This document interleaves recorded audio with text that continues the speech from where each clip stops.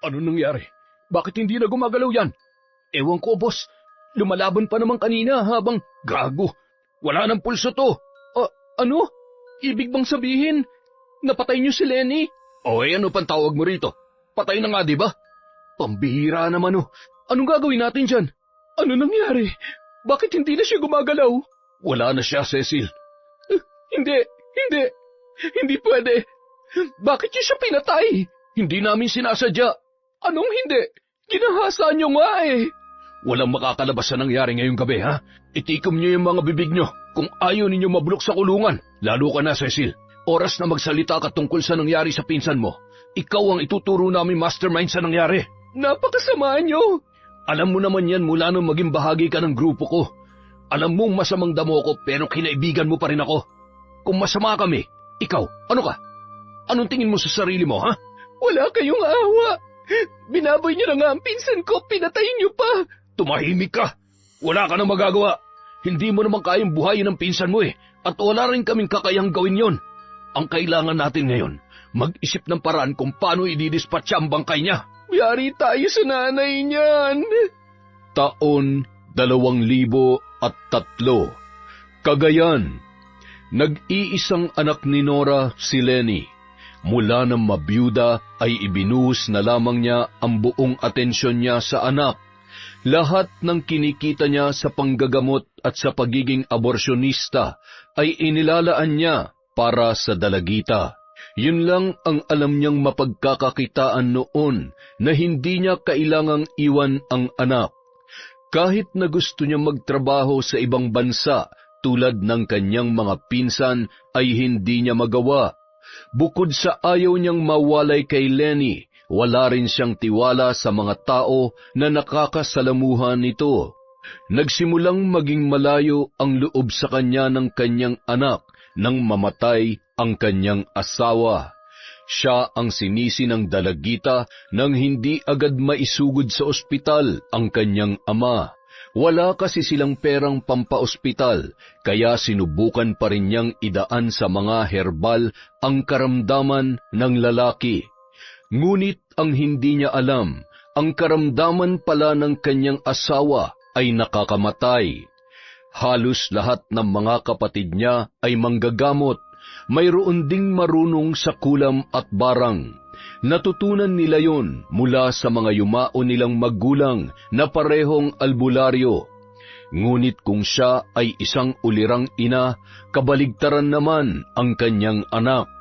Akala ni Nora abala at seryoso sa pag-aaral si Lenny, ngunit kailan lamang nang matuklasan niyang madalas umuwi ng maaga si Lenny at tinatakasan ang ibang klase para sumama sa kanyang mga kabarkada. Tiwala naman siya noon na kahit natutong bumarkada ay hindi mapapahamak ang dalagita dahil kasama nito ang pinsan niyang si Cecil. Ngunit lingid sa kanyang kaalaman, si Cecil pa mismo ang humihikayat kay Lenny na sumali sa grupo ni Dante. Kilala si Dante na responsable at matulungin sa kapwa, lalo na sa kanyang mga kaibigan. May-ari siya ng pampasadang tricycle na tuwing Biyernes ay nagkakaroon ng libreng sakay para sa mga taga-roon sa kanilang barangay. Kabilang sa mga matatagal na niyang kaibigan ay sina Erwin at Jackman, hanggang sa madagdag si Randy na naging malapit din sa kanya. Ngunit bukod sa pamamasada ay may iba pang pinagkakakitaan ang barkada na tanging sila lamang ang nakakaalam. Kaya naman marami ang nais makasali sa kanilang grupo para kumita rin ng malaki-laking pera. Lahat kasi ng mga kaibigan niya ay nakakaluwag na sa buhay, kaya ilan na rin ang sumubok na mapabilang sa kanila. Boss, tingnan mo sina Cecil, oh. Nagpapapansin na naman. Bakit? Gusto rin ba nilang pumasok sa grupo? Ganun na nga, boss. Mga timang akala yata nila isimanay lang tayo rito. Hindi nila alam. Shhh! Huwag kang madaldal. Baka may makarinig pa sa'yo. Alam mo naman tong bibig ko, boss. Kahit hindi mo sabihin, tikom to. Dapat lang. Mas mabuti nang walang iba nakakaalam sa ginagawa natin. Kapag nabulilyaso tayo, siguradong hindi tayo sasantuy ng mga nabiktima natin dito. Tama ka, boss. Pero ang problema natin, ilang araw nang paali-aligid sina Cecil eh. Maganda nga sanang madagdagan pa tayo pero ayoko ng babae. Baka maging problema lang natin yan. Paano kung hindi, boss? Pagkakakilala ko dyan kay Cecil, game na game yan sa lahat ng bagay. Kahit anong ipagawa sa kanya. Ha? Paano mo naman nasabi? Natikman ko ng babaeng yan, boss. Ibang klase. Palaban yan. Mukha nga mapapakinabangan natin ah. Ano, boss? Kausapin ko na ba? Huwag muna. Tingnan muna natin kung gaano niya kagusto mapasama sa grupo. Sa ngayon, kumustahin muna natin ang mga tropa sa hideout. Ha? Ay, sige, boss. Pero daan muna ako sa bahay, ha? Baka hanapin na naman ako ng airpot ko, eh. Pambira naman, oo. 30 anyos ka na, hinahanap ka pa rin ng airpods mo? Siyempre, mahal na mahal ako nun, eh. Napailing na lamang si Dante sa sinabing yon ni Randy. Noon pa man, takot na sa ama ang isang yon. Kahit siga at mayabang sa kanilang barangay ay tiklop naman pagdating sa kanyang tatay. Mabuti na lamang at wala nang kumokontrol sa kanya. Pinili niyang wag nang mag-asawa dahil ayaw niyang magkaroon ng responsibilidad.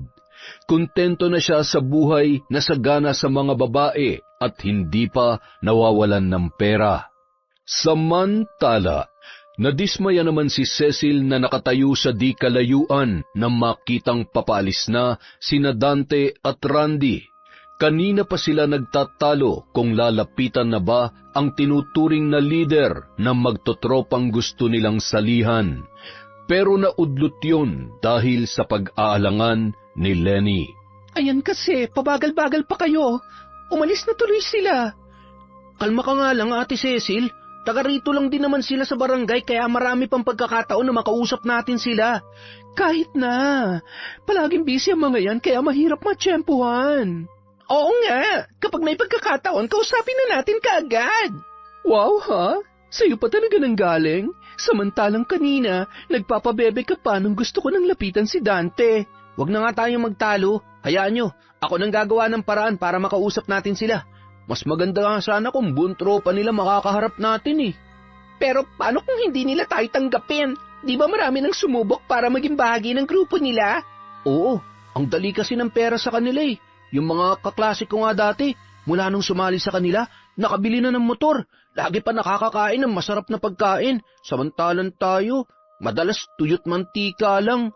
Hoy, di ko pa naranasan mag-ulam noon, ha? Siyempre, alagang-alaga ka ng nanay mo eh. Kulang na nga lang, subuan ka noon. Kaya nga nagtataka ko kung bakit ka pa sasama sa amin. Kami na lang dapat ni Kalo. Tutal, wala namang sasabit sa amin kung sakali. Wala magulang na magagalit at wala ring magtatangkang pumigil. Dayaan nyo naman. May magulang ka pa naman ah. Pakisamahan mo na lang kasi na maayos ang nanay mo. Ang bait-bait nga ni Tiyang Nora eh. Oo nga, Lenny. Kung ako may ganong nanay, putya, di ako magpupumilit na mapasama sa grupo ni Boss Dante. Gusto ko lang naman kasing kumita ng malaki-laking pera para may pagmalaki naman ako sa mayayabang naming kamag-anak. Grabe kung laitin ako nung mga yun porket hindi na ako nakapagpatuloy sa pag-aaral. Tamad ka naman kasi talaga mag-aaral. Bakit ikaw? Tumatakas ka nga sa klase niyo para gumala eh. Sumbong kaya kita sa nanay mo. Kaya nga mas maganda kung huwag ka nang sumama sa amin, Lenny. Seryosohin mo na lang ang pag-aaral. Huwag ka nang tumakas sa klase. Di mo naman ikamamatay kung mag-aaral ka mabuti, di ba? Ang sabihin nyo, ayaw nyo lang ako magkapera. Diyan na nga kayo. Ang baduy niyong kasama sa plano, pabago-bago.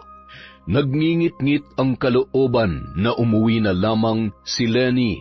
Hindi niya mapigilang makaramdam ng inis sa pinsang si Cecil at sa kaibigang si Kalo dahil magkakasama naman silang nagplano. Pero pagdating sa huli, iiwan din pala siya ng dalawang yon. Pagdating sa bahay, padabog na pumasok si Lenny at iritadong sumalampak sa mahabang upuan sa kanilang sala. Sakto namang kalalabas lang ng kanyang ina sa kusina. Nagtaka ito nang makita ang pagkabwisit sa muka ng kanyang anak. Oh anak, Ano nangyari? Masama ba ang pakiramdam mo? Mukha ba ako may sakit, Nay? Yung bibig mo, Lenny, ha? Umayos ka sa pagsagot-sagot mo sa akin. Nanay mo pa rin ako. At sa tingin mo talaga masaya ako at natutuwa ako na may nanay akong kumikitil ng buhay ng isang sanggol? Ayos na nga sana manggagamot ka, kahit peke naman ang mga herbal mo, pero naglalaglag ka pa ng bata. Ano? Sino naman na may sabi sa'yong peke ang mga herbal ko? Mabisa ang mga yon. Sige, Nay, lokohin niyo pang sarili niyo. Huwag kang bastos, ha? Sumusobra ka na. Kung ayaw niyo nababastos kayo ng sarili niyong anak, gumawa kayo ng tama. Magtrabaho kayo na maayos, hindi yung kailangan niyo pang... Hindi ko desisyon yon. Sila lumalapit sa akin at hindi ko sila pinipilit. Hindi naman ako nagpabuntis para ayawan na buong sanggol pagkatapos ng lahat. Pero kung hindi dahil sa inyo, walang buhay na mawawala. Ginusto niyo pa rin yon, kaya pwede ba? Huwag kayo nagmamalinis. Magsasalita pa sana si Nora, pero tinalikuran na siya ng kanyang anak. Bagsak ang balikat na sinundan niya na lamang yon ng tingin. Ilang beses na nilang pinagtalunan ang tungkol sa bagay na yon at ipinaliwanag na rin niya kay Lenny na parte lamang yon ng kanyang trabaho. Pero hindi pa rin yon matanggap ng dalagita. Kinabukasan, sabik namang naghintay sa may kanto si Cecil nang sabihin sa kanya ni Kalo na daraanan siya roon ng tricycle ng isa sa mga barkada ni Dante. Iniimbitahan daw sila noon. Hindi pa man niya nakikita ang mga makakasama ay napapangiti na siya.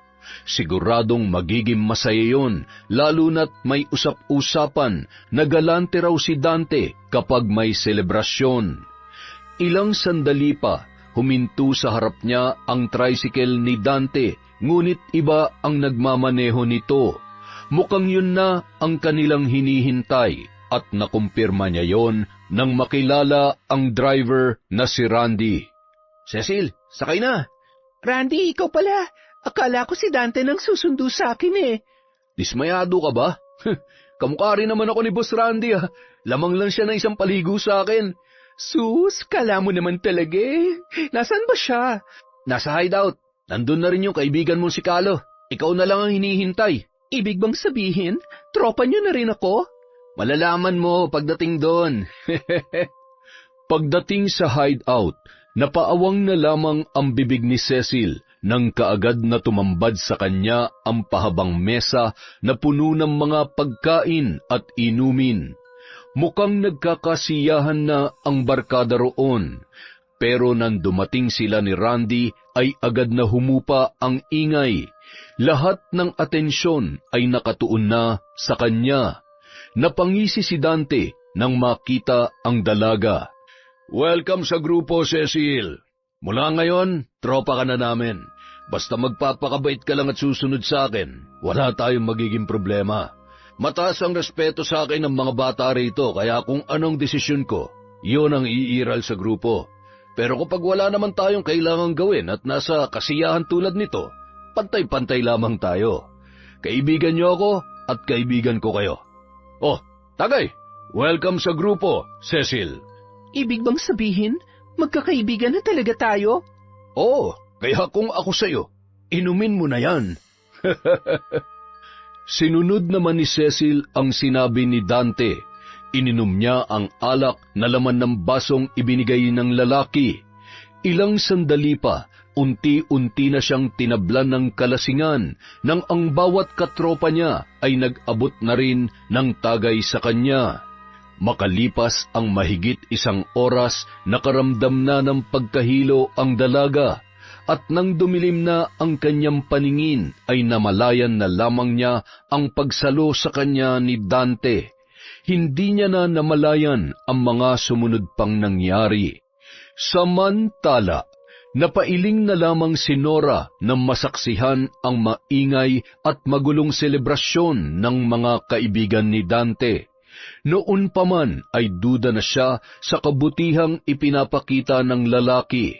Hindi siya naniniwala na masyado itong mabait at matulungin sa mga taga roon sa kanila.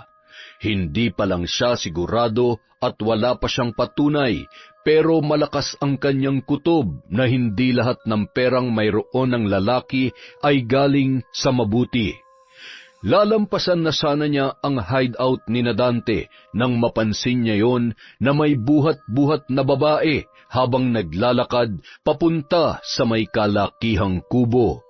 Napakunot noo ang babae nang mapansing pamilyar yon sa kanya. Teka, si Cecil ba yun? Aba, si Cecil nga.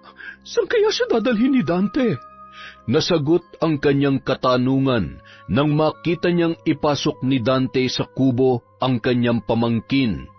Gising pa noon si Cecil at narinig pa niyang humahagik-hik ng pasimpleng amuyin ng lalaki ang leeg nito. Napabuntong hininga na lamang noon ang ginang dahil sa ginawa ng kanyang pamangkin. Hindi na bago sa kanya na iba't ibang lalaki ang nakakasama ni Cecil, ngunit ang ikinakatakot niya ay ang kaligtasan nito sa grupo ni Dante sakaling may ginagawa ngang iligal ang mga yon. Pero mas pinili niyang hindi na lamang makialam dahil siguradong hindi siya sasantuhin ng lalaki kapag may ginawa siyang ikagagalit na magkakabarkada. Kinabukasan, nagising na lamang si Cecil na masakit ang buong katawan at halos hindi na makabangon sa higaan. Nang ilibot niya ang tingin sa kinaroroonan ng silid, napakunot noo siya nang mapagtantong wala siya sa kanilang bahay. Mariin niyang ipinikit ang kanyang mga mata nang sumigid ang kirot sa ulo niya dahil sa dami ng alak na kanyang nainom. Nang idilat niya ang mga mata, sa kanya lang naalala ang nangyari matapos siyang malasing. Nang makaramdam siya ng hilo at halos mawalan na ng malay, naramdaman niya ang pagbuhat sa kanya ni Dante. Dinala siya ng lalaki sa kabilang kubo. Mas maliit yun. Nang ilapag siya nito sa papag, doon na nagsimula ang pananamantala sa kanya. Halos hindi na niya maimulat ang kanyang mga mata ng mga sandaling yun habang pinagsasawaan siya ni Dante. Umabot sila ng ilang oras sa loob ng kubo at nang makalabas ang lalaki, sumunod naman ang pinakamalapit nitong kaibigan na si Randy. Maya-maya pa, bumukas ang pintong gawa sa plywood at pumasok ang nakangising si Dante. Napahinto ang pagmumuni-muni niya dahil sa presensya ng lalaki.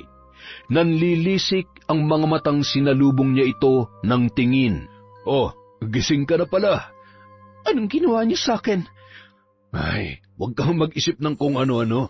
Isipin mo na lang, walang mangyari na hindi mo ginusto. Ganun lang." Hayop ka! Pinagsamantalahan niyo ako! "Huwag ka nga mag-inarte. Di ba may nangyari na sa inyo ni Randy? O, ano pang bago ron? Inulit niya lang naman ah. At yung sa ating dalawa, alam kong gusto mo rin yun. Hindi ka naman tumanggi kagabi ah. Humahagik-gik ka pa nga nung dalhin kita rito eh. Lasing na lasing ako noon. Pero alam mo nangyayari, di ba?" Oo, pero... "Oh, anong problema? Huwag na natin pagtalunan to. Ayoko ng problema ha. Hoy, kaibigan ka na namin ngayon dahil pasok ka na sa grupo. Yun naman ang gusto mo mangyari, di ba?" Sino pang ibang gumalaw sa akin? "Huwag kang mag-alala, dalawa lang naman kami ni Randy. Hindi ka ginalaw ng iba natin tropa. Kaya ngayon, gusto kong alisin mo ng pag-aalinlangan mo. Hindi mo kami kalaban dito, magkakakampi tayo. Isasama ka na rin namin sa mga racket namin para naman kumita ka ng pera." Ano ba yung sinasabi mong racket nyo? "Pagnanakaw." Ano? Mga magnanakaw kayo? Oo, pero maingat kami kaya walang iba nakakaalam ng mga ginagawa namin. At ngayong makakasama ka na rin namin, walang ibang dapat makaalam ng tungkol dito. Ha? Kapag nalaman ko na may iba kang pinagsabihan, hindi mo magugustuhan ang gagawin namin sa'yo at sa pamilya mo. Pagkakaibigan ba talaga meron sa grupo nyo o tinatakot mo lang sila kaya sila sumusunod sa'yo? Tunay ang samahang meron kami, Cecil. Solid, kumbaga. Kaya kung ako sa'yo, makikisama na lang ako para sa ikabubuti ng lahat. Pag-uusapan natin mamaya kung anong maitutulong mo sa racket namin. Huwag ka mag-alala, nakadepende sa magiging ganap mo ang parte makukuha mo. Kapag malaki magagawa mo para sa amin, malaking halaga rin ang mapupunta sa'yo. Mas madali ka makakaipon nun. Bukod pa ron, magiging kakampi mo na kami sa lahat ng bagay. Lahat na magiging laban mo, magiging laban na rin namin. Hindi mo lang kami magiging kaibigan, magiging pamilya mo pa kami. Basta ang itatak mo lang dyan sa isip mo, simpleng barkadahan lang ang meron tayo. Hindi isang grupo ng magnanakaw. Ano, ayos ba? Sige, payag ako. Basta hindi magkakagulangan sa hatian game ako dyan. Yan ang gusto ko sa'yo. Pero may isa pa sana akong sasabihin eh. Yung babaeng kasama mo nitong nakaraan, interesado rin ba siyang sumali sa atin? Hindi. Huwag na natin siyang isama rito. Malaking gulo kapag napasama siya sa atin. Bakit naman? Basta. Nagpasya si Cecil na hindi na lamang banggitin ang tungkol sa tiyahin niyang si Nora na masamang magalit, lalo na kung malalagay sa alanganin ang kaisa-isa niyang anak. Nanatili na lamang tikom ang kanyang bibig. Ang mahalaga na lamang sa kanya ay hindi niya kasama si Lenny.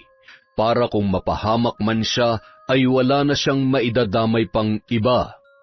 Tinanggap at naging parte na rin ng grupo ni Dante si Calo. Noong una ay nag-aalangan pa siyang tanggapin ng dalawa, pero nung maisip niya ang kakayahan ni Calo at Cecil, nagbago ang kanyang pananaw. Siguradong mas mapapadali ang kanilang pagnanakaw sa tulong ng mga bago nilang miyembro. Nang makapag-usap-usap sa hideout, napagkasunduan nila ang magiging diskarte ni Cecil. Dahil ibang barangay naman ang pupuntiryahin nila para mas malaki-laki ang kitain, kailangan na rin madagdagan ang kanilang diskarte. Magpapanggap si Cecil na nangangailangan ng tulong dahil sa masamang pakiramdam para makapagmanman sa bahay na kanilang nanakawan. Mag-aabang naman ang iba pa nilang mga kasama sa labas at hihintayin ang hudyat ng dalaga bago sila pumasok. Makalipas ang 1 linggo, kaagad na nahawakan ni Cecil ang unang parte sa kanilang pagnanakaw. Yun pa lang ang unang beses na nakahawak siya ng ganoon kalaking pera na para sa kanya talaga. Kaya naman, para makabawi sa pinsang si Lenny, pinuntahan na lamang niya ang dalagita para ayaing kumain sa labas. Lenny, sama ka. Kain tayo. Ayoko nga. Ikaw na lang. Masama pa rin ba ang loob mo sa akin? Ano sa tingin mo? Isinama-sama mo ako sa plano tapos iiwan mo rin naman pala ako? Balita ko nga lagi ka nang kasama ng Dante na yun eh.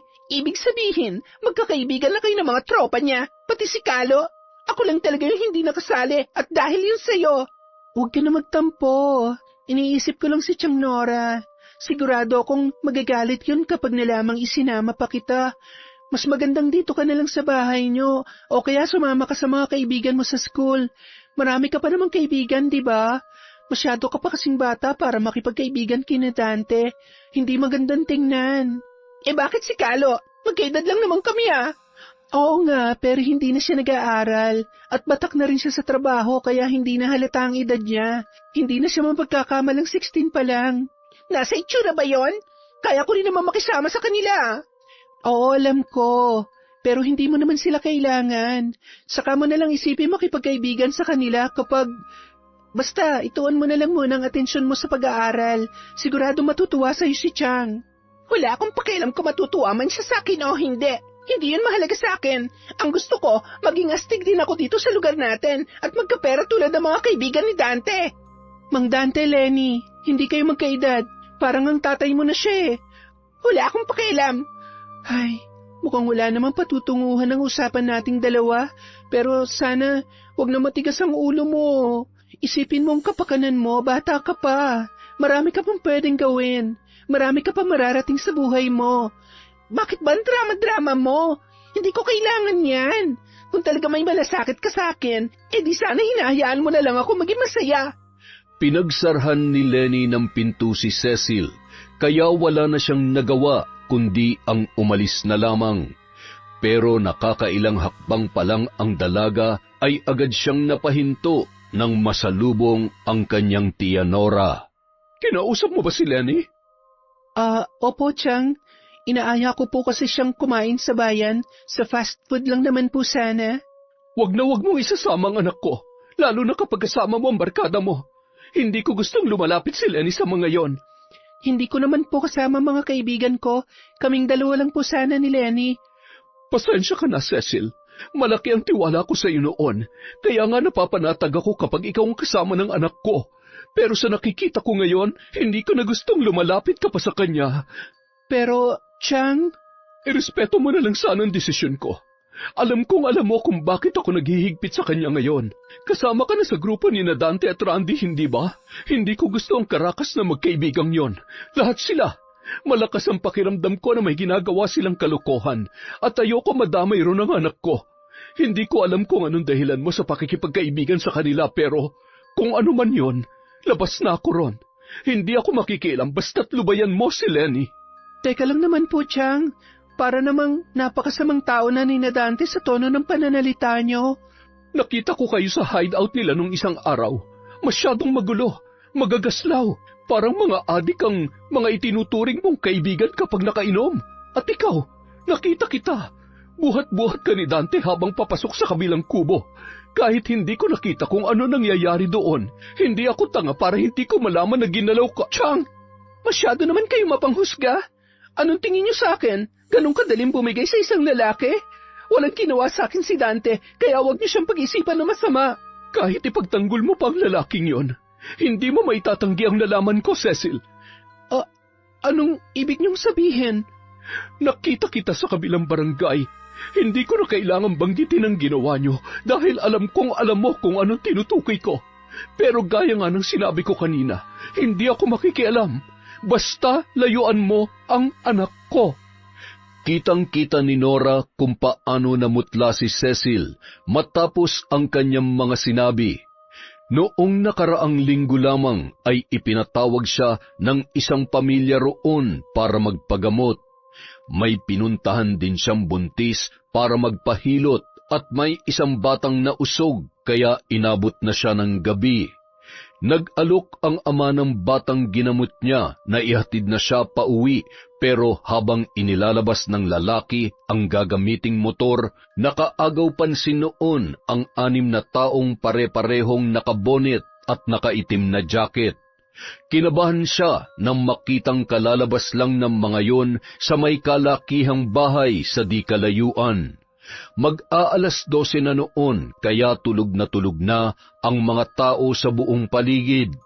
Wala nang makikitang pakalat-kalat sa kalye kaya hindi siya napansin ng mga yon. Nakita niya ang isa na nagtanggal ng bonnet habang hawak ang bag na mukhang kinuha sa pinanggalingang bahay.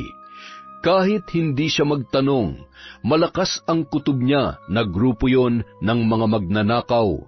Ngunit ang nagpagulat sa kanya ay nang makita niya ang babaeng unang nagtanggal ng bonnet at hindi siya maaaring magkamali sa mukhang nakita niya na magpalinga-linga pa yon sa paligid.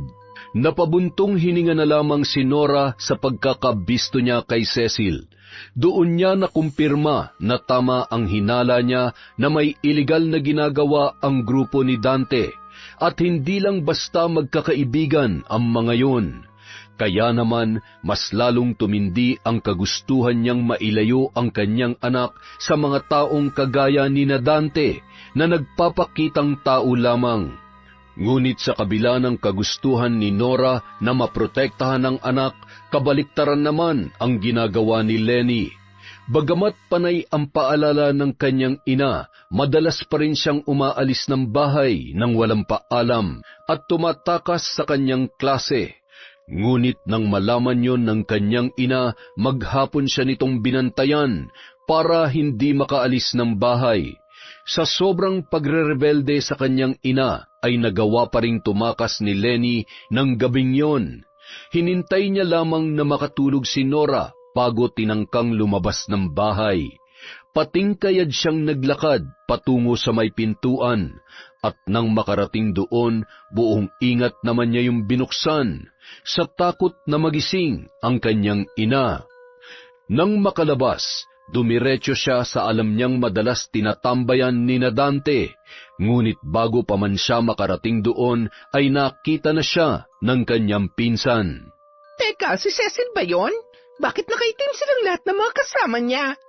Sinubukang lumapit ni Lenny kina Cecil, pero hindi siya natuloy nang marinig ang tawanan ng mga yun. Napakunot ang noo niya nang mapansing nakabonet pa ang iba. Ganoon din si Kalo. Nang makita niya ang dala ng mga ito, sa kanya lang napagtanto kung bakit sila nagtatawanan. Nakuha niyo ba lahat ng mga alahas na matanda? Tiba-tiba tayo ron. Oo naman, nakuha namin lahat. Ang galing mo kasi. Halik lang palang katapat para mauto mo yung gurang na yun. Sa susunod ulit, Ate Cecil, ha? Mas gagalingan ko pa sa susunod para mas marami tayong makuha at mapaghahatian. Hindi nakita ni Lenny si Dante, pero kumpleto ang mga kaibigan ng lalaki. Umarko ang kaliwang kilay niya na mapagtanto kung ano ang ginawa ng mga yun. Nakangisi siya naglakad para lapitan ang magkakaibigan na nagkakasiyahan pa rin habang tinitingnan ang mga ninakaw na alahas. Ang iba sa kanila ay may hawak pang libo-libong pera. Kaya pala ang lakas na loob mo mag-ayang kumain sa labas dahil pag nanakaw na pala ang bago mong trabaho. Lenny, ganyan palang ginagawa niyo kaya marami kayong pera, ha? Anong ginagawa mo rito? Ikaw ang dapat na sumagot sa tanong ko. Kaya ba ayaw mo akong pasalihin kasi ganyan ang ginagawa niyo? Kung alam mo na palang mga magnanakaw sila, bakit ka pa pumayag na maging kaibigan nila? Hoy, ang ingay mo. Kuya Randy, baka magsumbong yan. Talaga magsusumbong ako. Ire-report ko kayo, mga magnanakaw. Akala ko pa naman matitino kayo kaya gustong-gusto ko kayong maging kaibigan. Tapos malalaman ko ngayon na hindi naman pala kayo dapat hangaan. Dahil ang mga itinutulong nyo at ang mga perang tinatamasa nyo galing sa nakaw. Lenny, huwag ka maingay, please. Mapapahamak ka lang sa ginagawa mo. Bakit, ha? Anong gagawin nyo sa akin? Puputulan ka namin ng dila. Randy, baka naman pwedeng pauwi na lang natin siya. Hindi naman siya magsasalita eh. Sinasabi niya lang na magsusumbong siya dahil sa galit niya sa akin. Anong dahil sa galit ko sa'yo? Magsusumbong ako dahil mali ang ginagawa nyo. Nananamantala kayo ng ibang tao. Siguro, hindi lang pagnanakaw ang ginagawa nyo, ano? Lenny, huwag ka na magsalita. Mapapahamak ka lang. Ngunit sa kabila ng mga paalala at pakiusap ni Cecil, nagpatuloy pa rin sa pagbabanta ang dalagita. Hindi yun nagustuhan ni Randy kaya kinausap nito ang kanyang mga kasama na sapilitang isama ang dalaga sa kanilang hideout. Tinutulan yun ni Cecil at pinigilan ang mga kaibigan niya, pero ni isa sa mga yun ay walang nakinig sa kanya kaya wala na siyang nagawa pa. Napaiyak na lamang si Cecil nang busalan ang bibig ng kanyang pinsan habang isinasakay sa tricycle patungo sa kanilang hideout. Pagdating nila roon, kaagad na ring dumating si Dante na siyang kakausap kay Lenny. Sinubukan nilang kumbinsihin ang dalaga na makipagkaibigan na lamang sa kanila at wag na magsalita, pero nanindigan yon na mali ang kanilang ginagawa. Nang magmatigas pa si Lenny, hindi inaasahan ni Cecil ang mga sumunod na nangyari. Nang gabi ring yun, pinagsamantalahan ng buong barkada ang walang kalaban-laban na dalaga. Halos magwala si Cecil sa kanyang pagmamakaawa para sa pinsan, ngunit hindi siya pinakinggan ng kanyang mga kaibigan. Kailangan daw gawin yon para matakot at hindi na magsalita pa si Lenny. Pinilahan ng 5 magkakaibigan na pawang mga lalaki ang kaisa-isang anak ni Nora. Wala siyang kaalam-alam noon na nasa matinding kapahamakan na pala ang dalaga. Hanggang sa bigla na lamang inatake ng hika si Lenny at wala man lang nakapansin noon na kinakapos na pala yon ng hininga. Nang tumigil sa panlalaban at hindi na makagalaw, doon pa lamang napagtanto ng mga kalalakihan na wala na palang buhay ang kanilang pinagsasamantalahan. Ano nangyari? Bakit hindi na gumagalaw yan? Ewan ko, boss. Lumalaban pa naman kanina habang gago. Wala nang pulso to. Ano? Ibig bang sabihin, napatay niyo si Lenny? Ano pang tawag mo rito? Patay na nga, di ba? Pambihira naman Anong gagawin natin dyan? Ano nangyari? Bakit hindi na siya gumagalaw? Wala na siya, Cecil. Hindi pwede. Hindi ito maaari. Bakit niyo siya pinatay? Hindi namin sinasadya. Anong hindi? Ginahasa niyo nga Walang makakalabas sa nangyari ngayong gabi, ha? Itikom niyo yung mga bibig niyo kung ayaw ninyo mabulok sa kulungan. Lalo ka na, Cecil. Oras na magsalita ka tungkol sa nangyari sa pinsan mo. Ikaw ang ituturo namin mastermind sa nangyari. Napakasama niyo. Alam mo naman yan mula nang maging bahagi ka ng grupo ko.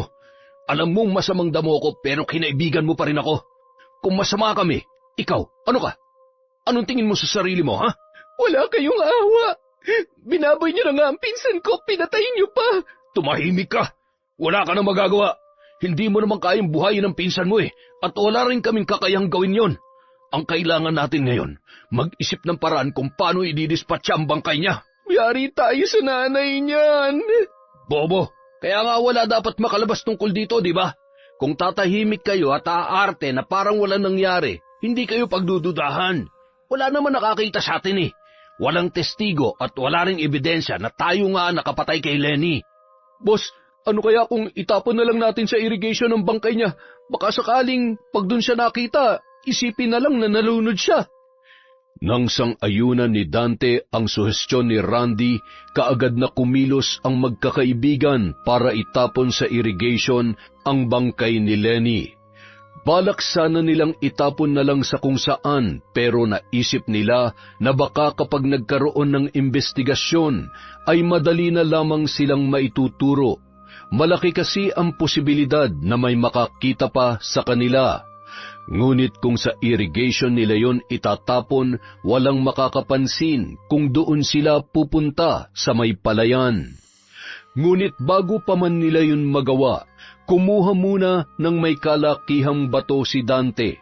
Nagtaka ang mga kasama niya kung ano ang kanyang gagawin. Wala siyang sinagot sa kahit na sinong nagtanong. Hindi rin siya humingi ng opinyon. Walang sabi-sabi niyang nilapitan ang nakahandusay na katawan ni Lenny at walang pangingiming pinukpok ng bato sa ulo hanggang sa halos madurog na ang muka ng dalaga. Napasinghap na lamang ang mga kasama niya sa kanyang ginawa ng mga sandaling yun. Nang buhatin ng mga kaibigan niya ang bangkay, ipinasama na rin niya ang bato para itapon sa irrigation. Kinabukasan, nang magising si Nora ay kaagad niyang kinatok ang anak sa kabilang kwarto. Batid niyang nagtatampo pa rin ang dalagita kaya balak sana niyang suyuin at ipagluto na lamang ng masarap na almusal para makabawi.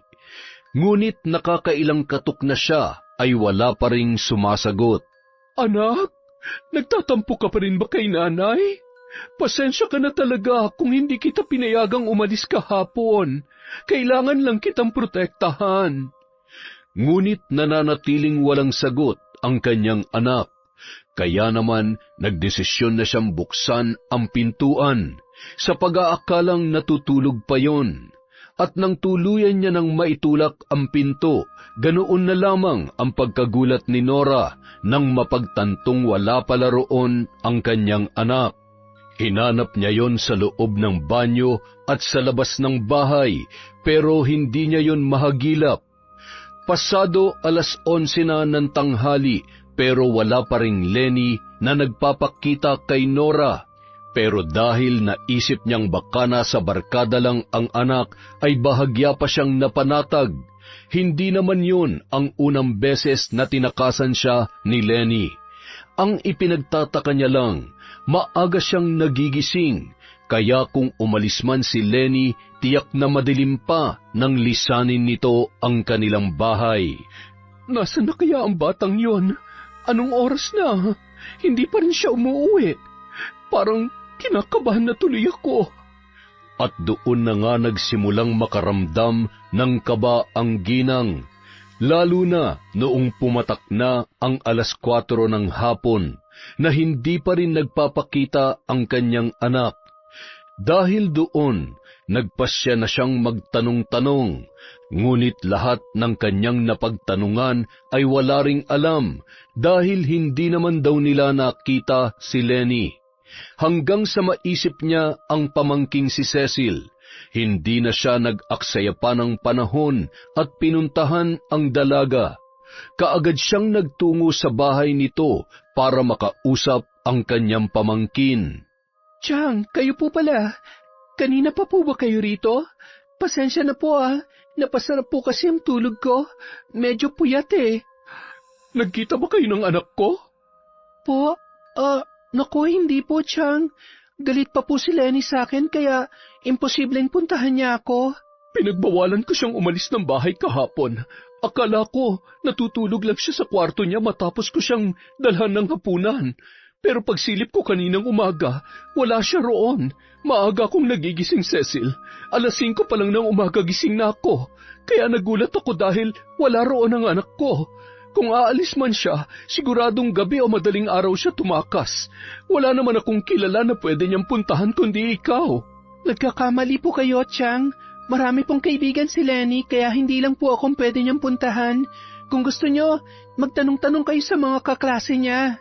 Huwag po kayo mag-alala, tutulong po ako mamaya. Babawi lang ako ng tulog tsaka tutulong muna rito sa bahay bago ako umalis. Cecil, huwag na tayo maglokohan. Sabihin mo na sa akin ang totoo, nasaan ang anak ko? Kung itinatago mo man siya, alam mong hindi yun pwede dahil nasa bahay ang mga vitamins niya. Pati inhaler niya nasa bahay rin. Baka bigla na lang siyang atakihin ng hika. Ayos ka lang ba? Ayos lang po ako.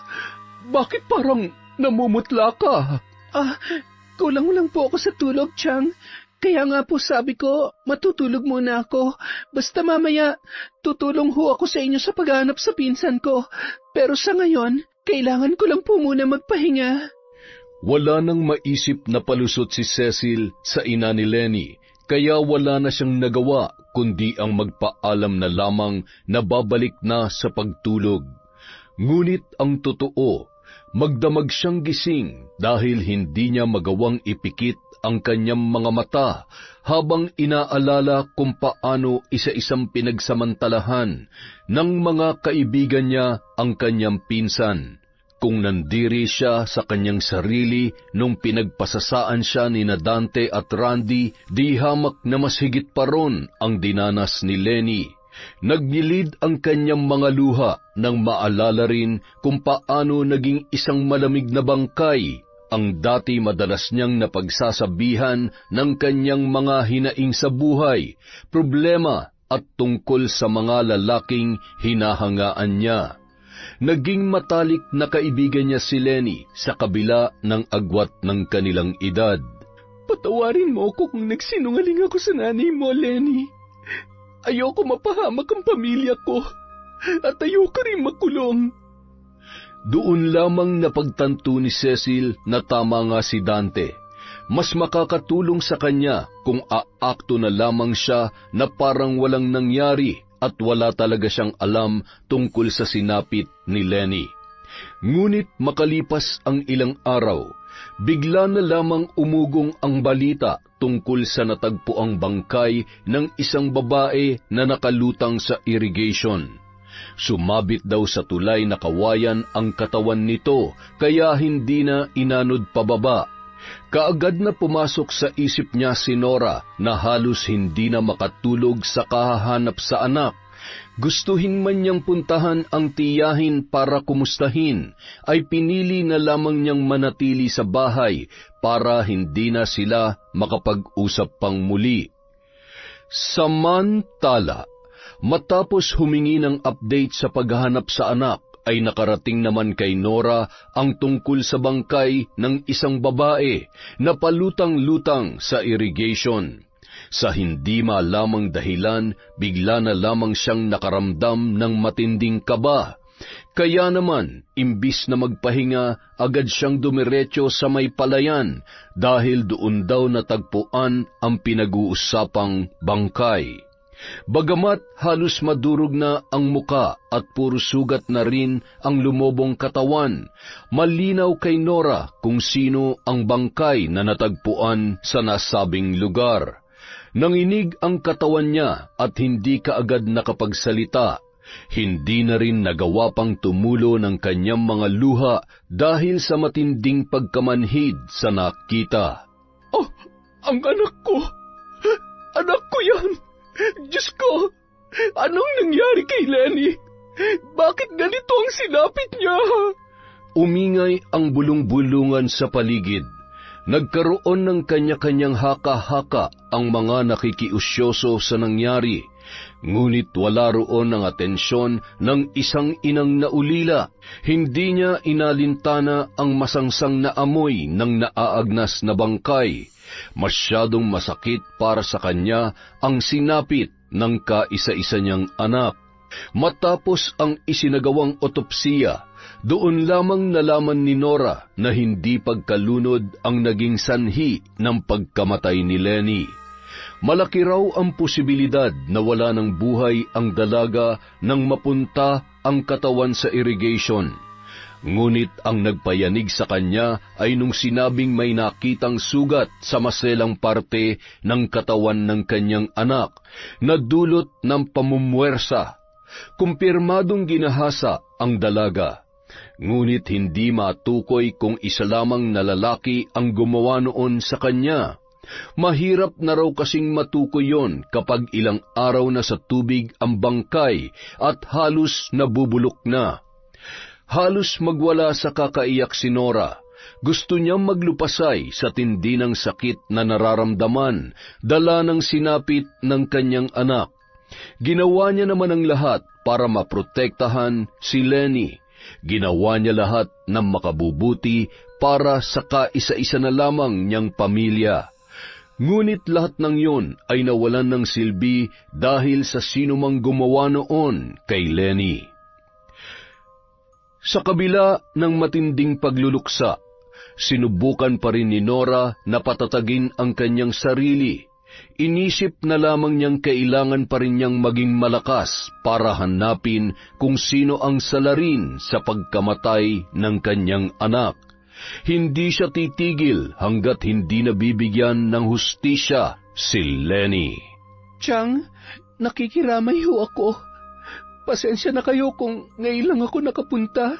Marami kasi akong inaasikaso sa... Baka naman marami kang ninakawan, kaya hindi mo na naalala ang anak ko. Chang, alam niyo naman kailangan ko rin ng pera, hindi ba? Wala ka ba talagang alam sa nangyari sa anak ko? Kung may alam po ako, bakit ko naman po itatago sa inyo? Pinsan ko po si Lenny.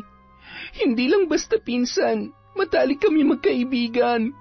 Ewan ko, ibang pakiramdam ko rito Sige, kung talagang wala kang kinalaman, paniniwalaan kita sa ngayon. Pero oras na makahanap ako ng patunay na may kinalaman ka nga, hindi mo magugustuhan kung paano ako magalit. Magkadugo pa rin tayo, Chang, kaya imposible ang sinasabi niyo. Mahal na mahal ko rin si Lenny, kaya nga ho gusto kong makipag-ayos sa kanya Hindi lang ako makahanap ng magandang tiyempo tapos sinabihan niyo pa ako na layuan na siya. Bakit ba hindi mo na lamang sabihin sa akin ang totoo? Nung umalis ng bahay ang anak ko, wala naman talaga siyang ibang pupuntahan kundi ikaw. Bakit po ba ipinipilit niyo may alam ako? Hindi niyo ba naiisip na baka nasasakal na sa inyong anak niyo kaya nagpakalunod na lang siya sa irrigation? Hindi siya nalunod. Sinadyang itapon doon ang bangkay niya. Ginahasa pa siya bago siya namatay, Cecil. Napakahayop ng taong gumawa noon sa kanya. Kung sino man yon, hindi ko siya mapapatawad. Kung maaari ako mismong papatay sa taong yon, at wala akong ititira sa mga kasabot niya. Kahit ano pang banta ang gawin niyo sa akin, wala talaga akong alam sa sinasabi niyo, kaya please lang, Chang. Hindi ako nandito para husgahan niyo. Nandito ako para makipaglamay at masamahan ko ang pinsan ko. Kahit sa mga huling gabi na lamang ng lamay niya. Hindi kita pagbabawalan. Alang-alang na rin sa pinagsamahan niyo magpinsan. Pero oras na may malaman ako, kilala mo ako, Cecil. Hindi na lamang ako magsasalita pa. Pinilit ni Cecil na itago ang kanyang panginginig nung mga sandaling yun. Kampante naman siya na walang malalaman si Nora pero hindi niya maipaliwanag ang kabang nararamdaman. Sa pagkakakilala kasi niya sa tiyahin kapag nagbantayon ay siguradong tototohanin at gagawin ng walang pag-aalinlangan. Kaya naman, matapos makipaglamay ay pumunta siya kaagad sa bahay ni Dante. O anong ginagawa mo rito? Gabing-gabi na. Huwag mong sabihin ikaw naman na may pangangailangan ngayon, kaya... Dante, may problema tayo. Anong problema? Hindi mo ba nabalitaan? Nakita na ang bangkay ni Lenny na palutang-lutang sa irrigation. Oh, ano naman kung nakita ng bangkay niya? Natatakot ka? Sus, wala namang ebidensya makakapagturo na tayong pumatay. Anong tayo? Kayo lang. Damay ka na ron, kahit ano pang sabihin mo, hoy. Itinago mo rin na nangyari, Cecil. Kaya huwag mo nang isalbang sarili mo sa mga sinasabi ko sa'yo. Kapag nalaman ng tiyahin ko na may kinalaman tayong lahat, sinasabi ko sa'yo, ibang magalit yon. Bakit? Pumapatay ba siya ng tao? Higit pa ron ang kaya niyang gawin. Anong ibig mo sabihin? Kaya niyang... Boss, nariyan ka ba? Anak ng tokwa naman Isa-isa na kayong dumarating dito sa bahay ko Ay, pagbuksan mo nga ng pinto si Randy. Cecil! Oh, bakit? Namumutla ka? May nangyari ba? Hindi niyo pa ba alam? May nakakita na sa bangkay ni Lenny. Gago. Sa tingin mo ba hindi pa yung makakarating sa amin? Nauna pa nga dumating si Cecil kaysa sa iyo At pareho pa kayo nang inaalala. Bakit ba kasi kayo kinakabahan? Siguradong bulok na sa tubig ang katawan ng babaeng yun kaya wala na silang makukuhang ebidensya na makapagtuturo sa atin. Boss, paano kung may nakakita pala nung itapon natin yung bangkay niya? May nag-report na ba? Wala pa. Wala pa naman pala Binulabog niyo ako rito para mag-alala sa isang bagay na hindi naman dapat pinuproblema. Pambira naman kayo. Magsiuwi na nga kayo. Bagamat nag-aalangan, napilitan na lamang umuwi si Cecil. Pero habang naglalakad sa daan, hindi siya mapakali at palinga-linga sa paligid. Pakiramdam niya bigla na lamang magpapakita ang kaluluwa ni Lenny sa kanya para magpaalala.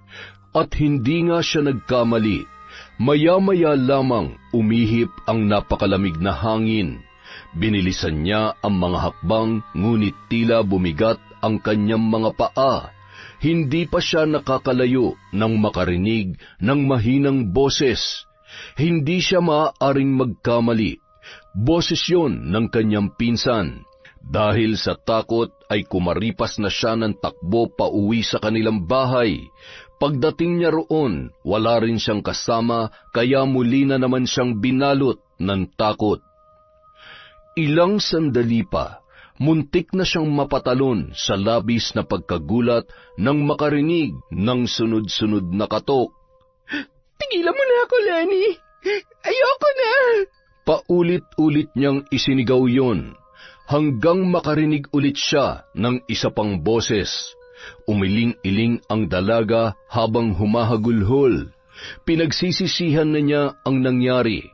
Nagsisisi siya na wala siyang ginawa para sa kanyang pinsan. Maya-maya pa, bigla na lamang siyang natauhan nang marinig ang sigaw ng kanyang tiyahin mula sa labas. Cecil, buksan mo itong pinto! Chang! Kaagad siyang tumakbo sa may pintuan para papasukin ang kanyang tiyahin. Tumambad sa kanya ang galit na galit nitong muka na wari handang manakit anumang oras. Chang! Umamin ka na, Cecil. Anong kinalaman mo sa pagkawala ng anak ko? Sabihin mo na sa akin bago pa man ako may gawin sa'yo. Alam mo na kayang-kaya kitang paaminin sa ibang paraan, kaya huwag mo nang pahirapan ang sarili mo. Aminin ko na, Chang. Sasabihin ko ng totoo. Pero nakikiusap po ako. Ayoko pong makulong. Kapag itinuro ko sila, ako ang ididiin nila. Hindi ka nila madidiin kung magsasabi ka sa akin ng totoo. Hindi korte ang huhusga sa hayop na pumatay sa anak ko, kundi ako mismo. At sisiguraduhin ko sa iyo na mas masahol pa sa hatol ng husgado ang ipapataw ko sa kanila. Chang, nung tumakas po kasi si Lenny sa inyo, nakita niya kami. Kagagaling lang namin sa pagnanakaw. Nakita niya mga alahas na dala namin, pati yung pera. Narinig niya rin ang pinag-uusapan namin. Natakot ang mga kasamaan ko na magsusumbong si Lenny dahil nagbabanta siya sa amin. Magsusumbong daw siya sa mga pulis dahil mga magnanakaw daw kami. Anong ginawa niyo sa kanya? Tiyang, pinigilan ko po sila. Sinubukan kong iligtas si Lenny pero inilayo nila sa akin ang pinsan ko. Dinala siya sa hideout para turuan ng leksyon. Ginahasa siya ng mga kaibigan ko. Lahat sila, pati si Dante. Pinagpasapasahan nila si Lenny. Pero habang pinagsasamantalaan siya ni Randy, hindi niya namalayan na hindi na pala humihinga si Lenny. Nalaman nilang nila nung hindi na siya nagalaw.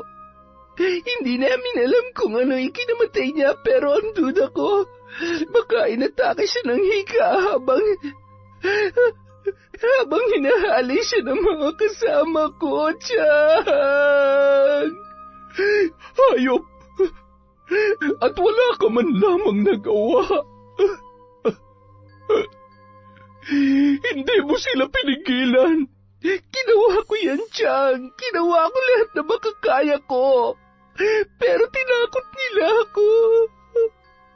Noong una pa lang, ginawa na rin nila sa akin yun. Ginahasa rin nila ako kaya ako ang natanggap sa grupo nila. At ginamit pa nila ako sa pagnanakaw. Inaakit ko ang pagnanakawan namin. Kapag tumanggi ako, babalikan nilang pamilya ko. Gagalawin nilang kapatid ko, kaya ginawa ko na lang ang gusto nila. Mga hayop, hindi na sila naawa sa anak ko. Menor de edad pa lamang si Lenny Cecil. Hindi pa siya nakakatapos ng pag-aaral. Nagsisimula pa lamang siya sa kolehiyo. Patawarin niyo po ako, Chang. Patawarin niyo ako kung wala akong nagawa para iligtas siya.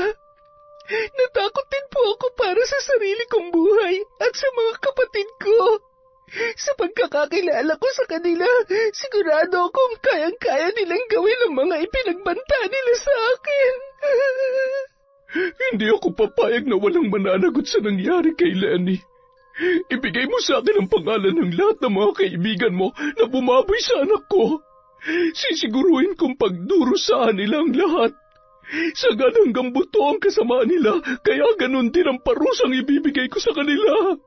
Bagamat hindi isinama ni Nora sa mga sisingilin si Cecil, ay hindi niya pa rin yon magawang patawarin. Sa lahat ng taong malapit sa kanyang anak, si Cecil ang pinakahuling maiisip niya na gagawa ng ganoong bagay. Itinago pa rin ng dalaga ang tunay na pangyayari at nagsinungaling pa rin sa kanya kaya hindi niya yon matanggap. Hindi niya na pinatagal pa ang lamay ni Lenny. Nangutang siya at humingi ng tulong sa iba pa nilang kaanak para mabigyan ng maayos na libing ang anak sa isang pribadong sementeryo.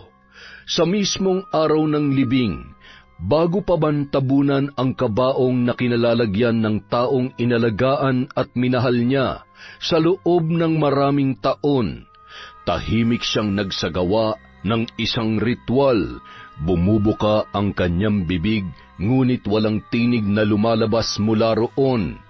Ngunit sa isip niya ay ang matinding paghihiganti para sa 5 taong lumapastangan sa kaisa-isa niyang kayamanan. Makalipas ang ilang araw, nagulat na lamang si Dante nang mabalitaan ang pagkawala ng isa sa kanyang mga kaibigan. Si Erwin, ang kaibigan niyang yun, ang sumunod sa kanya sa panggagahasa kay Lenny nang gabing mamatay ang dalaga. Ngunit ang kanyang ipinagtataka, karumal-dumal ang itsura ng kanyang kaibigan nang matagpuan ang kanyang bangkay sa loob ng isang kwarto. Ngunit bago pa man daw yun, ilang araw na yung nagsasalita ng mag-isa na parang may ibang nakikita. Dagdag pa ang mga pasa sa katawan na parami ng parami habang lumilipas ang oras.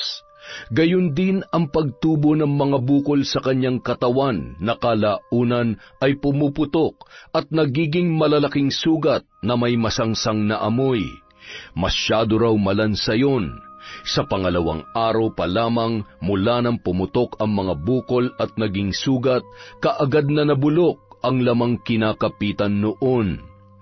Halos bumaliktad ang sikmura ni Dante nang sabihin sa kanya ng ama ni Erwin na noong pinisil daw nito ang sugat ng kaibigan niya, imbis na nana o dugo ay maliliit na uod ang lumabas. Ano? Mga uod? Paano naman magkakauod ang mga sugat sa loob lang ng ilang araw? Yun nga ang sabi sa akin ng tatay ni Erwin eh. Hindi kaya binarang siya? Yung nga rin ang iniisip ko eh. Wala namang ibang pwedeng maging dahilan para maging ganong kalala ang kalagayan niya. Kahit magaling na doktor ang titingin sa kanya, sigurado masisiraan ng ulo kapag nakita yung katawan niya. Nako, masyadong malupit ang parang na yun.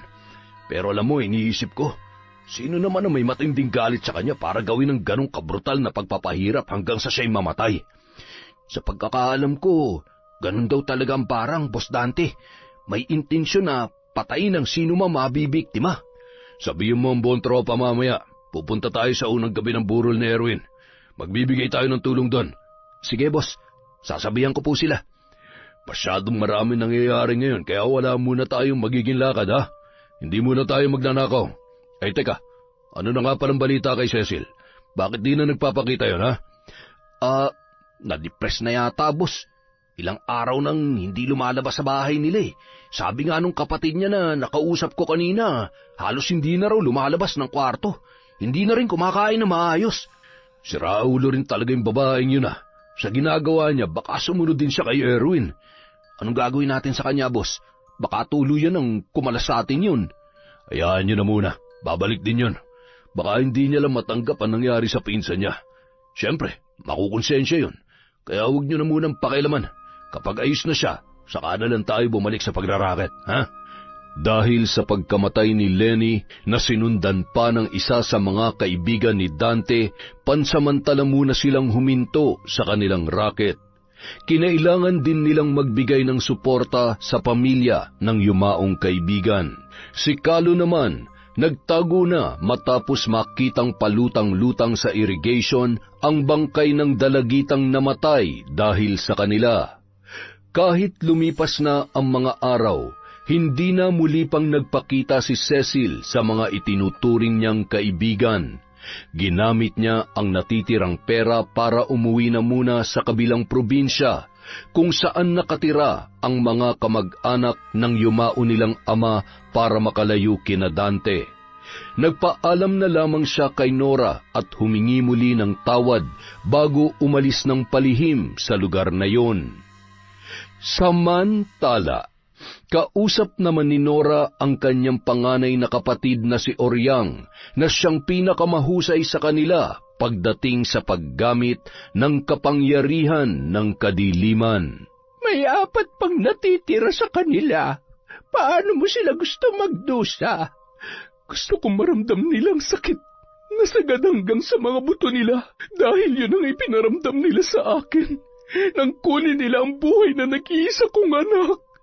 O sige, ako nang bahala sa mga taong sinasabi mo. Hindi rin naman ako papayag na hindi magkaroon ng hustisya ang aking pamangkin. Pasensya ka na kung inabala pa kita, ate.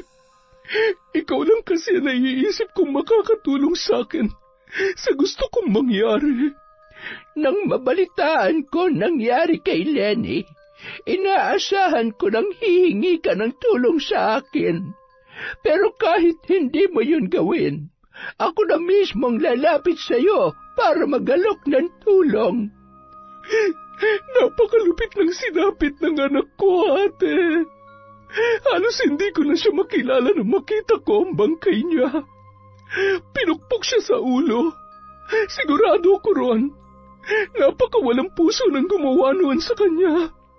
Para na lang siyang hayop na inihagi sa irrigation. Umasa ako na naglayas lang ang anak ko. Nabuhay pa siya at walang masama nangyari sa kanya. Pero hindi ko akalaing malamig at naaagnas na bangkay na pala ang mayayakap ko nung araw na iyon, ate.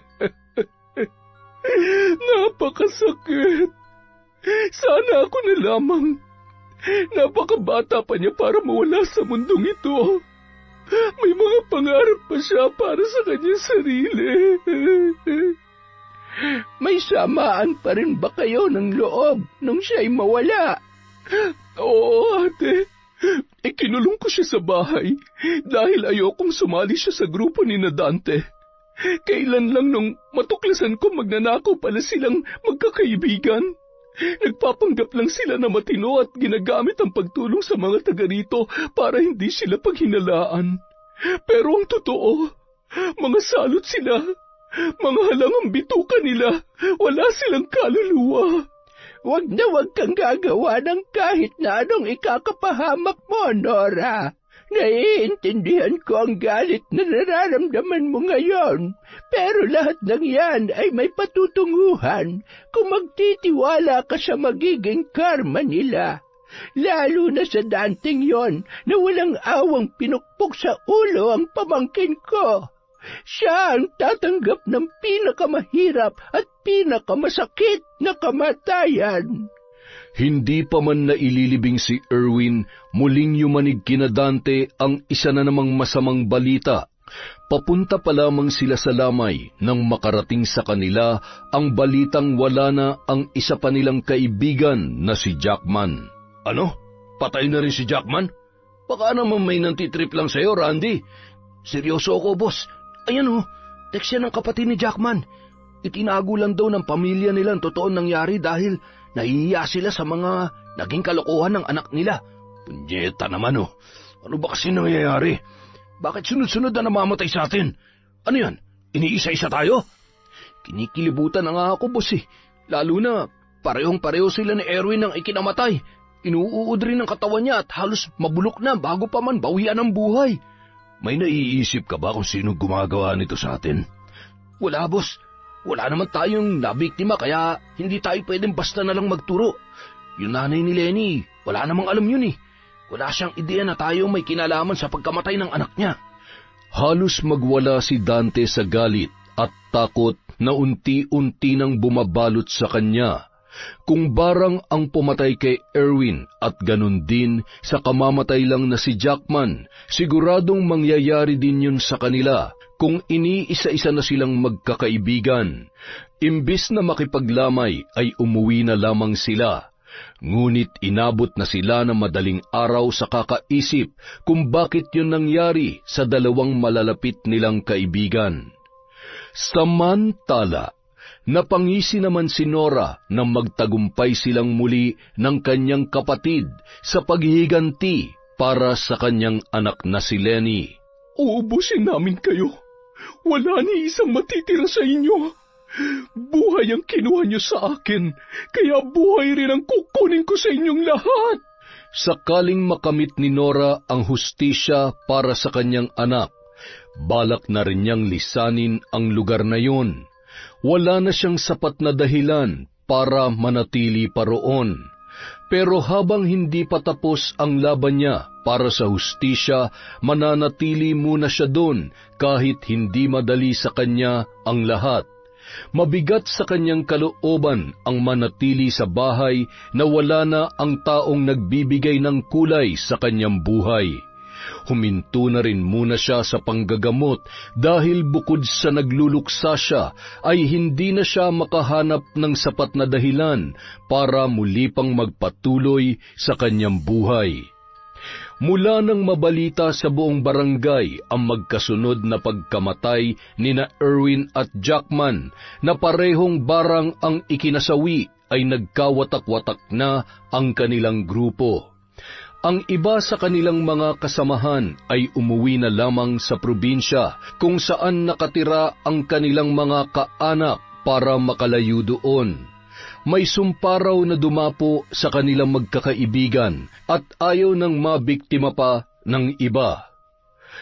Makalipas ang isa pang araw, kabuburol lamang kay Jackman nang mabalitaan naman ni Dante na may sakit na ang iba pa niyang mga kaibigan. Bagamat nagpasya ng lumayo ang mga yon, ay hindi pa rin sila nakaligtas. Kasama roon sina Carlo at Randy na pareho ng malubha ang kalagayan. Pinuntahan ni Dante ang pinakamalapit niyang kaibigan na si Randy para kumustahin ang kalagayan noon.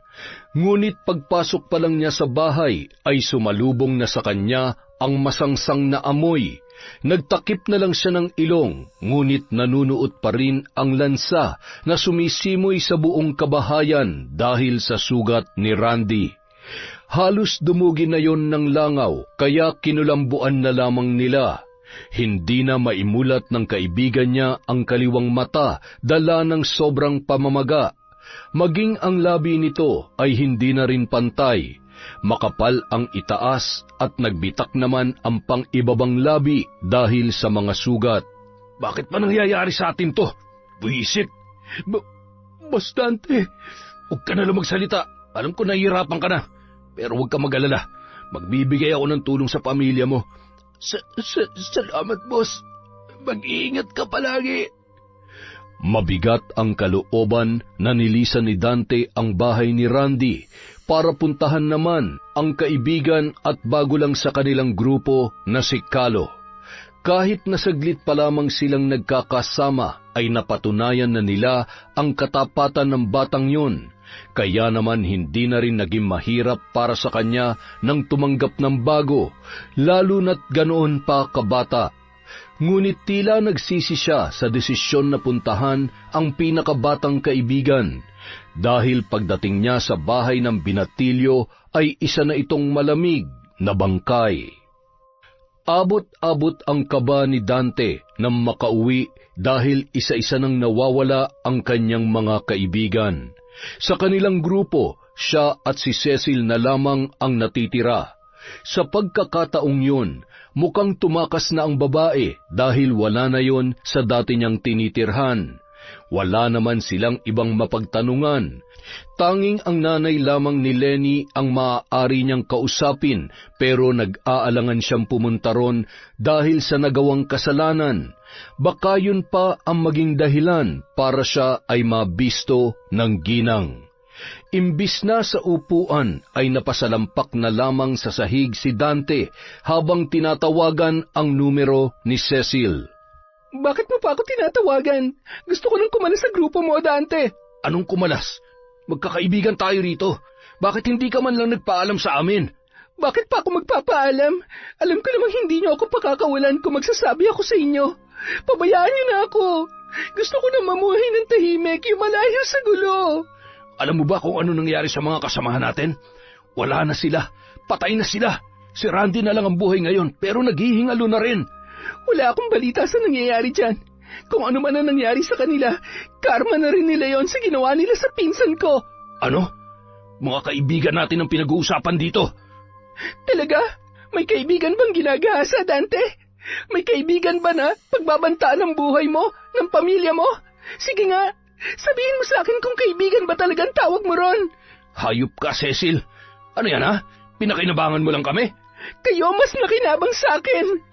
Sunod-sunod na napamura si Dante nang babaan siya ni Cecil ng tawag. Akala pa naman niya ay tunay na ang samahang nabuo nila sa kabila ng mga naging pananakot niya noong una. Pero naghihintay lang pala ng pagkakataon ang babaeng yon para makaalis at makalayo sa kanila. Siya na lamang ang natitira.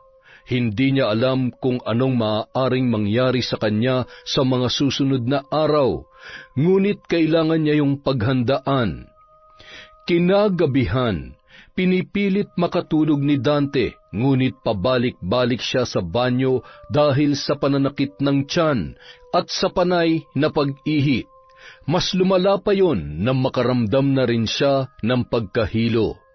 patakbo siyang nagtungo sa lababo at doon sunod-sunod na napaduwal habang sapu-sapo ang kanyang ulo.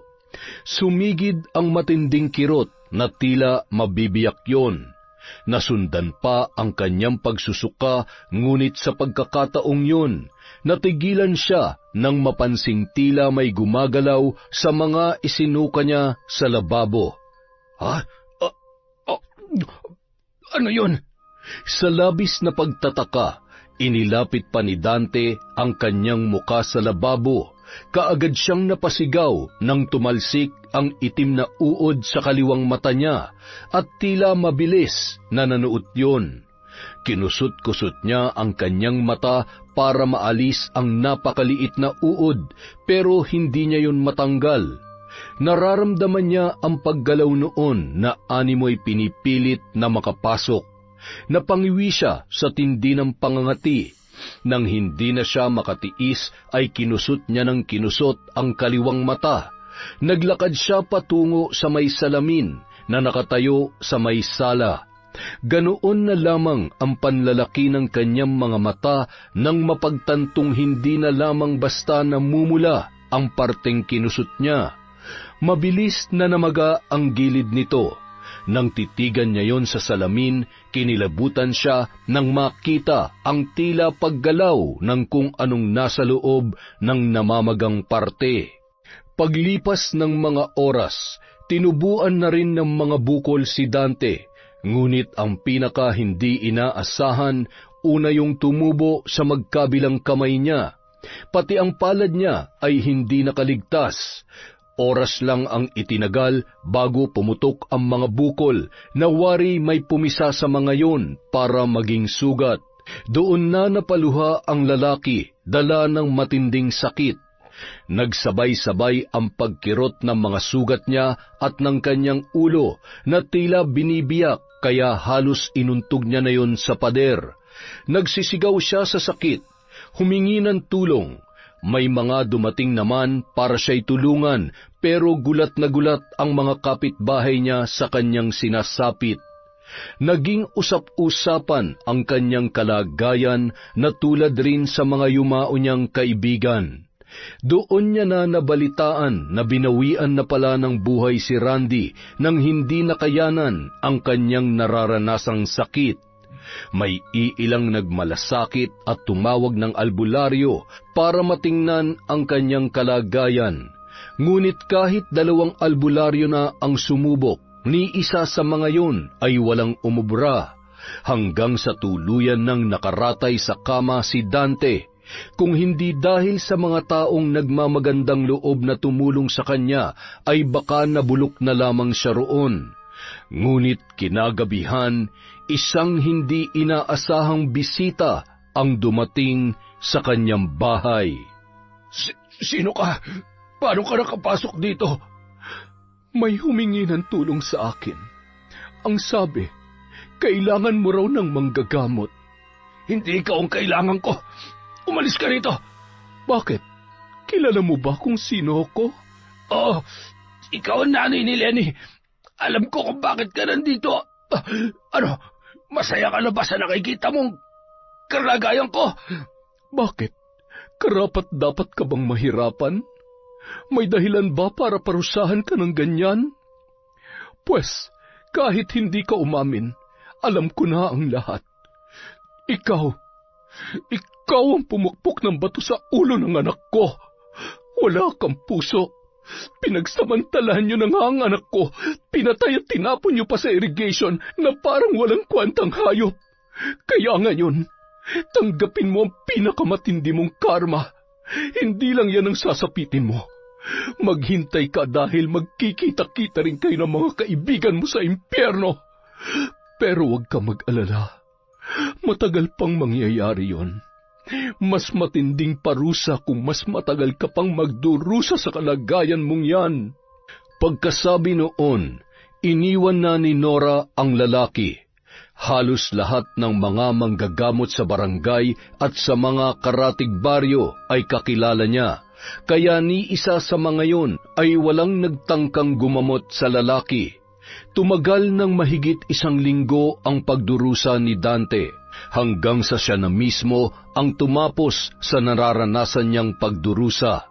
Napangisi na lamang si Nora nang mabalita ang nagpatiwakal ang lalaki. Tapos na. Nabigyan na ng hustisya ang anak mo. Ikaw, kailangan mong patawarin ang sarili mo sa mga nangyari sa kanya. Hindi ko alam, ate. Hindi ko nga alam kung paano ko magsisimula ngayong wala na si Lenny. Hindi ko alam kung para kanino pa ako mabubuhay. Hindi pa naman ang huli ang lahat para sa iyo, Nora. Marami ka pang pwedeng gawin. Isa kang manggagamot. Kailangan ka ng mga tao. Matutulungan mo sila. Parang napapagod na ako, ate.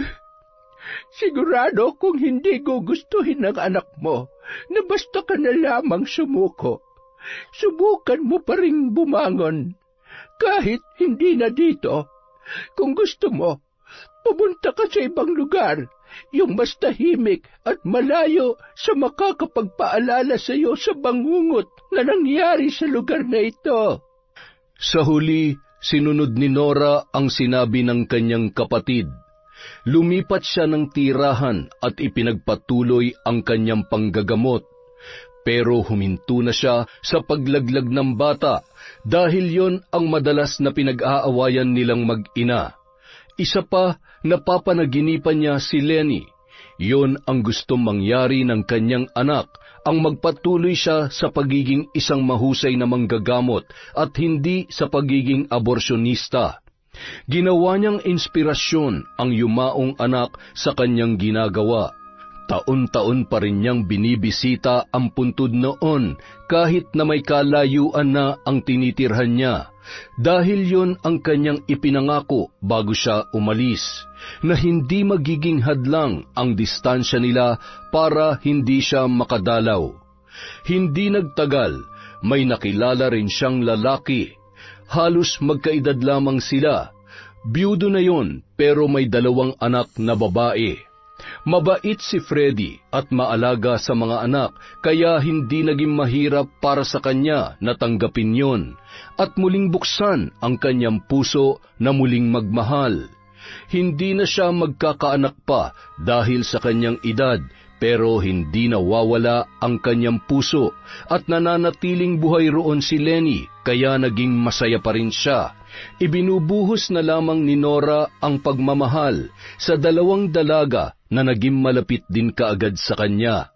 Doon niya napagtanto na totoo nga ang sinabi ng kanyang kapatid na hindi pa huli ang lahat para sa kanya.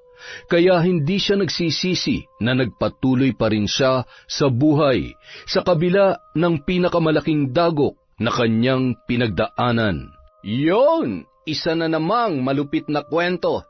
Maraming salamat po ulit, sobra-sobra, mula sa Kwentong Enteng. Dahil dyan, magsha-shoutout ulit tayo.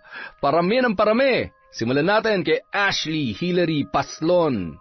Hello po kay Cherry Bliss Salazar. Hi kay Edgardo Fontanilla, sa Jaime Family of Bukidnon from Salomon Jaime. Hello po kay Ondiano TV, kay Jake Official and Pro Bacon Official. Rapsa ng Bacon, sa Shooting at Gabawan Family of Iloilo from MGS 14. Hello po kay Anal Le Valiega, kay Virginia Pontillas, kay Rachel Requina. Hi po kay Josie Pangilayan, kay Jeneline Jacobe. Hello rin po kay Teresita Vergara, kay Ana Hapina, kay Sherna Docot, Jasmine Castillo. Hello po kay Randy Enoy, sa Alajid Family from Jenaline Rodrigo. Hello po sa mga mananahi ng Baller Garments, Amrose Gemajoy Salve from Kimberly Caballero. Hello po kay Rocky Ramos, Myla Dumalag from Cainta, kay Jennifer Sacris, kay Hondra Delin. Hi kay Maura 620, kay Mary Ann Garcia. Hello kay Eric Nermal, kay Aida Sikander, kay Mami from Doha, Qatar. Hello po kay Ate Aya, kay Rose Maricao, kay Faye Yuson. Hello po sa Toledo Family of Gatchalian, Parañaque, from Janisa Toledo. Hi kay Vince Johan Arpon. Hello po kay Monica Nieves, kay Kenzo, kay Maylene Maniego. Shout out kay Lovelyn Poras from Diaries Yuki. Hello po sa Alde family from Rico. Hi kay Sandalwood, kay Annalyn Cantara, kay Lydia Lopez, kay Annalisa Cañete, kay Randy Malyari. Hello kay Jenny Cabubas, kay Lane Cardiente. Hi kay Agustin Estioco, kay Lady Dam. Hi kay Leia of Singapore from Milina Aswiani, kay Jamaica Sumalpong, kay Rafaela, kay Abel Hipolito, kay Kimberly Caballero, kay Ofelia Comilang. Hi kay April Joy Principal. Hello po kay Nanet Carson, kay Michelle, kay Andrea Riasol, kay Jose. Hello po kay Sam Vincent, kay Christy Gaitan, kay Chrisjal Manago. Hello kay Arlene Manapsal, kay JCK from Japan, kay Eugene Pineda. Hello po kay Lilia Malate, shout out kay Susana Liobrera, kay Cristina Colot, kay Lord Queen OFW Vlog, kay Ritzak Taguba, kay Marisa at Prince Roland, kay Rachel Season, kay Lady Sparrow Taurus, kay Belen Beverly, kay Mary Ann Yao. Hi po kay Arshem TV, kay Danilo Katigan, kay Calm Mountain Landscape, kay Sean Samuel Sebastian from Chonchamcheb. Hi kay Shauma TV, kay Nene Danola, kay Bertudes Melanie, Marites Pinca, Michelle Alegado, kay Miriam Elemino, kay Virginia Belay, kay Lynn CTV, kay Christine Olasiman, kay Aileen Lauson. Hello po kay Chona Bainosa, kay Carmina Oman, kay Teresa Barcelona, Zoe Sky Zorilla, kay Zairab Sharif, kay Genevieve Virtuso, kay Ka-Astro Channel. Hello po kay Miss Maura, kay Emily Cosino, kay Candida De Balucos, kay Rosalina Bogayong, kay Gina Cañaveral, kay Kyrie Umeres. Hi kay Mardy Suzuki, kay Maria Grace Grefaldia, kay Chinita Kat Mixion, kay Leonida San Victores. Hello po kay Milane Jordaline, kay Glonda Reserva, at syempre kay Gerver Tampus. Maraming salamat po sa walang sawang pagsuporta sa Kwentong Enteng. Ano nangyari? Bakit hindi na gumagalaw yan?